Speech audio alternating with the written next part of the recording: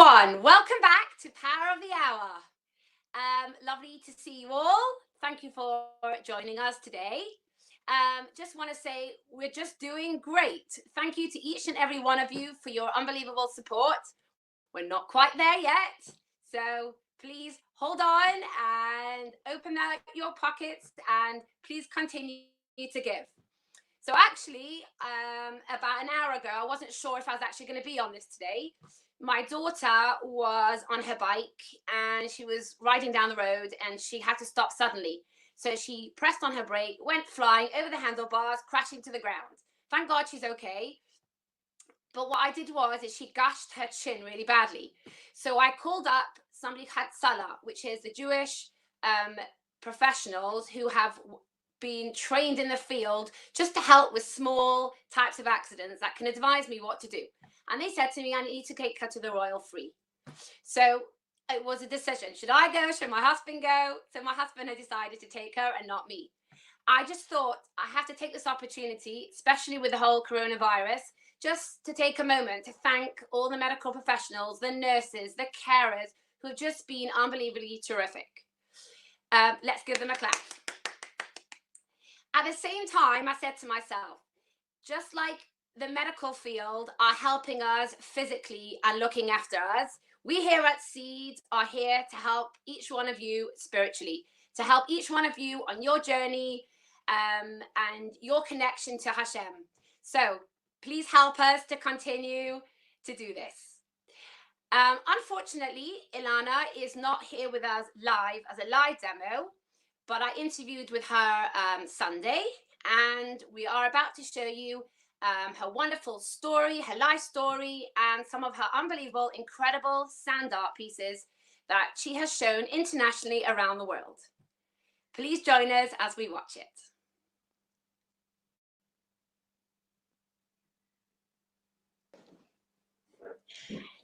Hi, everyone. So lovely to see you all. Thanks for tuning in. Welcome, welcome to Seed's charity campaign.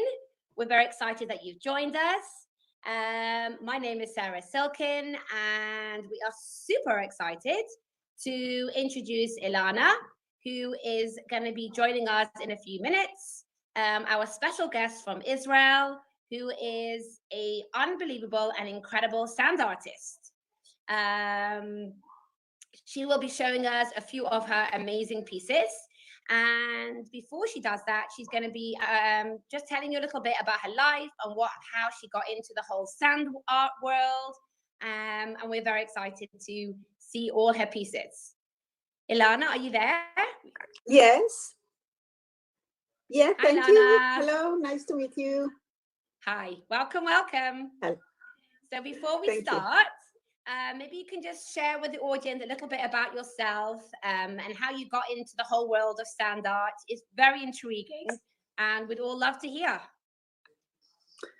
I was born in Haifa in the north of Israel, and I have two brothers, older and younger, and I'm in the middle. And they were so brilliant and clever, and I was nothing special. My parents, believing that everyone has his own talent, is talented in his own, they made it their mission. They tried to find me a talent of my own. They made some experiments on me. It was a music, a ballet, sport, but nothing happened. One day, my mother, out of desperation, she took two knitting needles and tried to teach me, and suddenly something sparked. From that moment, my parents destined me to be what I am, actually an art teacher. Why specifically sand? What was it about the sand that you felt that was something you wanted to look into? I was always enchanted by the ability of hands to express emotions, like anger, love, tenderness. The initial idea was to make a show based on hands movements, soul, and sand. Nothing artificial. Very simple, because I admire simplicity. It was like an animation. But when I started, I fell in love with it because of the simplicity. And What's happened after my first clip was unbelievable. My life changed in 2 weeks because I sent it to a few of my friends in Israel, and they sent it over the ocean, over the sea, and I received thousands of emails every day with invitation, with offer to perform. It was Unbelievable. unbelievable. Yes.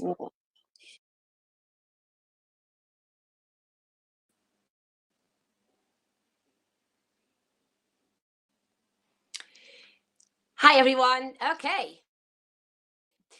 So just before Ilana is going to share with us her incredible story, something really special that she personally went through, we're going to be showing you a piece, one of her famous pieces of her sand art.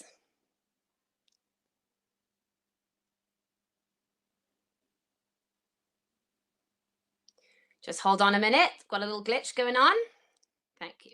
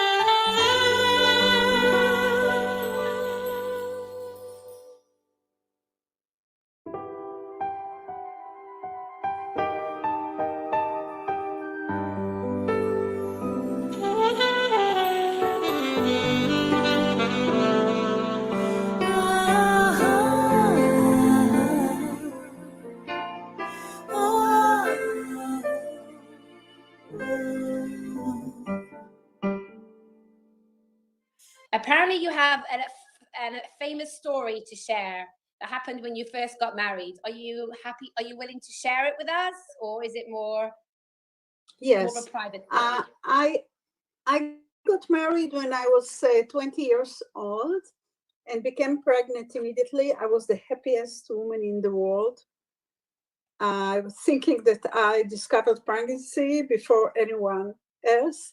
Mm. We were living in the base of the Air Force of Israel in the south, and we were very happy.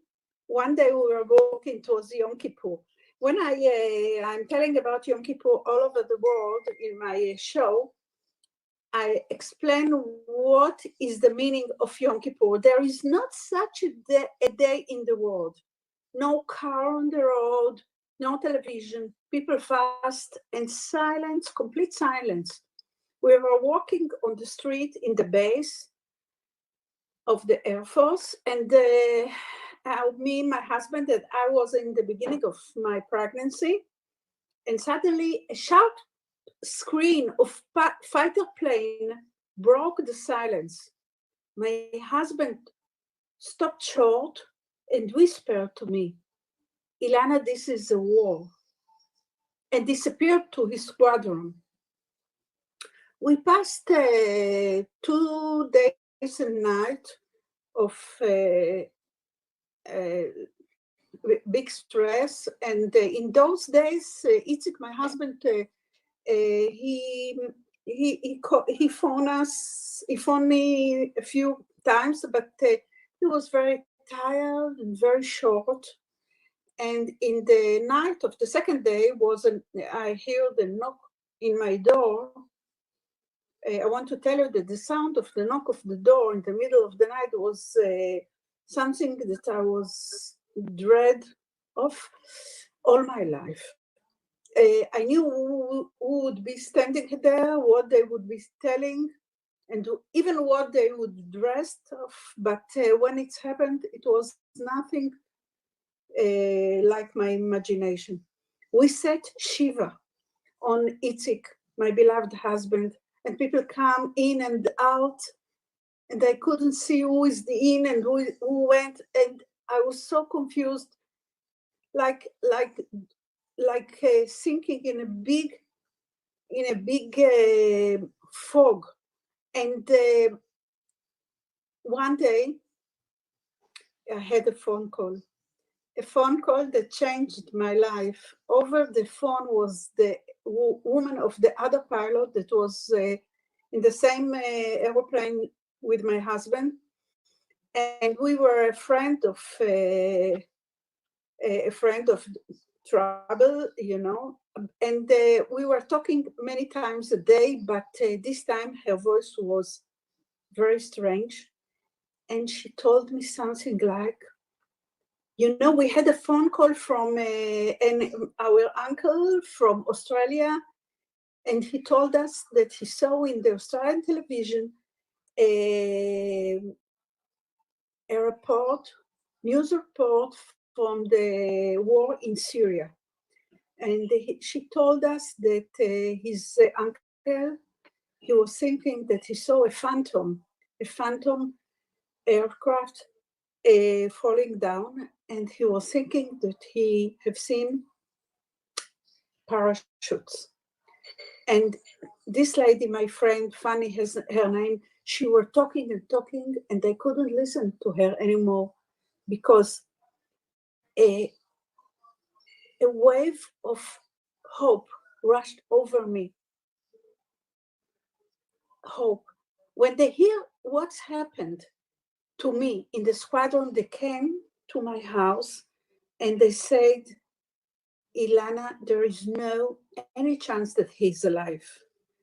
You have to realize and to believe us, no chance that he is alive. But even though I knew that they want the best for me, I couldn't believe them anymore because I had signs. The color of the sunset was different from that moment. The light in the candle of the Shabbat candles light much more that they should be. And a drop of rain that stuck on the window. I had signs. And time passed, and my pregnancy developed, grow up. And One day, I went to buy a newspaper. It was a very small shop, and in the window, I saw him. He was in front of page of French magazine. The name of the magazine was Paris Match. He was dressed with the Syria uniform. He was like a small child, like very young. He had a strange look in his face. This moment, I knew that he is alive. I went to give a birth 2 days later, and I gave birth to my first son, and I called him Dror, which means freedom in Hebrew. Itzhak, my husband, didn't know that he became a father. He was in the prison in Damascus, and he was in a small, very tiny cell, so tiny that he couldn't even stand up there.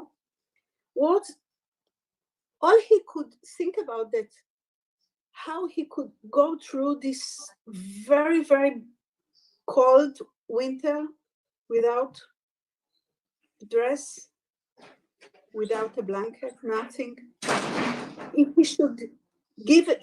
he should be given water or food, he couldn't say days from night because it was darkest all the time. And also follows the pounding on the door, which means more interrogation and tortures. And this is what happened, exactly what happened this day. He heard the pounding on the door. They put a dirty sack on his head. He knew what is going to happen. And suddenly they shaved him. And suddenly they dressed him with Syria uniform and throw him out, almost blinded from the light, in something like 5 months. He could see a foreign journalist took pictures of him. Few minutes later, they throw him back to the cell, but he knew that those pictures would be his life insurance. Itzik came back from Syria and met his son, Dror, when Dror was 4 years old. 20 years later, to the day, Dror became a pilot in the same squadron as his father. I have, in those times, I have 4 children together, and I'm still in the same place. My feet on the ground, my eyes to the sky, and in my heart, the same dream, the same prayer. Wow. Incredible. What a story. 7 years ago, I said Shiva on my husband again, but this time, no miracle happened. I think 2 hours before he left us, he told me, I told him, Itzik, what should I do? I can't live without you. You are all my love. You are the love of my life. And he looked at me and said, Ilana, promise me to continue with this art. Promised me to perform and to continue with your life. I watched him, and over my tears, I was thinking, yes, I will continue, but no without you. You will be with me on stage. You will be with me on the scent table. Wow, that is very, very special. Wow, I'm speechless. So thinking about your sandal, is there any specific pieces that you feel are like your famous pieces? Do you have certain ones that you like to do over again, or are you creating like new ones all the time? I love the piece that I draw my husband, of course, and the last time in the Yom HaShoah, I made a movie from the Holocaust for the Jewish Federation in Philadelphia. I love it very much. I drew the the Jewish in the Holocaust, in Auschwitz. I was there performing there as well a year ago. And I feel connected to this story, even though my parents weren't in the war, but in my soul, I know that I was there. Wow, that's really interesting. So we look forward to you sharing a couple of your pieces today. Thank you. Yes. Okay, well, thank you so much. That was fascinating. It's an honor for me.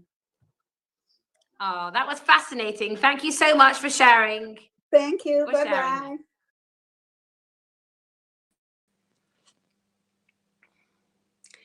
So what did you think, right? Wasn't that an incredible story?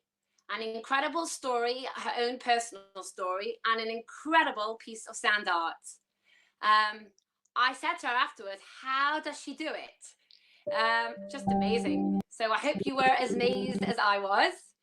I wish she was here online now, just to see how excited we are.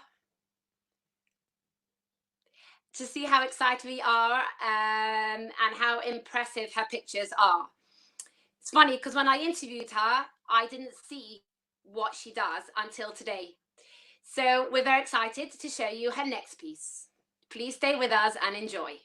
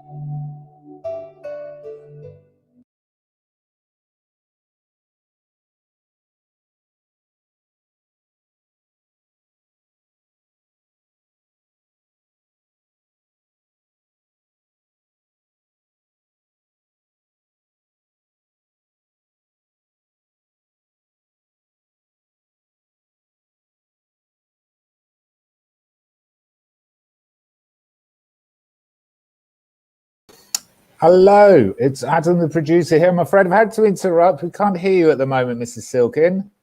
So maybe you have a microphone issue there. No, I can't hear you, I'm afraid. I may bring Rabbi Peretz in.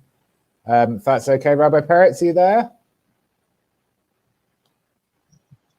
Hello, Rabbi Peretz. So we can't hear. Hello. This is fun. Thank you very much, Mrs. Silkin, for presenting that, and thank you for conducting that beautiful interview with Ilana. That was a really, really powerful message, a powerful story, incredible to hear, and such beautiful artwork. So once again, thank you, everyone, all of you, for listening and for tuning in for another Power on the Hour. We are very, very close to our target. We have just passed £800,000. It's quite incredible. We have £100,000 to go. Every donation that you give this hour, these last few hours, will be doubled. So that will all help us get to our target and make our target so that we can continue to bring you relevant and inspiring and creative content that Seed are famous for. Thank you very much for watching. See you later.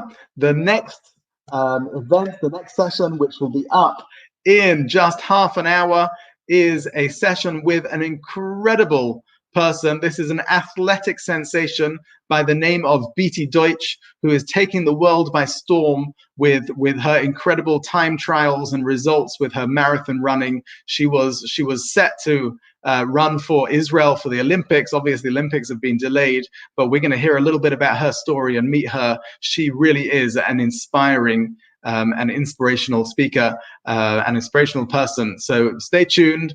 At 7 o'clock, we will be coming to you live for the next session of Power on the Hour. Thank you very much for tuning in. Goodbye.